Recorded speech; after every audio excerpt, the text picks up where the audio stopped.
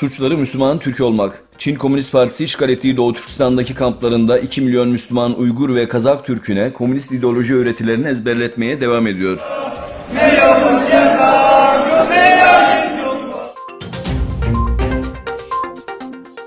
Çin, Amerika Birleşik Devletleri'nin bazı ihraç ürünlerine getirdiği ilave gümrük tarifelerine karşılık Amerika Birleşik Devletleri'nden ithal edilen ürünlere tarife artışına gideceğini duyurdu. Çin Dışişleri Bakanlığı bu hamlenin anında yürürlüğe gireceğini bildirdi. Özbekistan Cumhurbaşkanı Şevkat Mirziyoyev, Kazakistan'ın başkenti Astana'ya resmi bir ziyaret gerçekleştirdi. Astana'da açılışı yapılan Astana Finans Merkezi'ne gelen Cumhurbaşkanı Mirziyoyev, burada önemli görüşmelerde bulundu.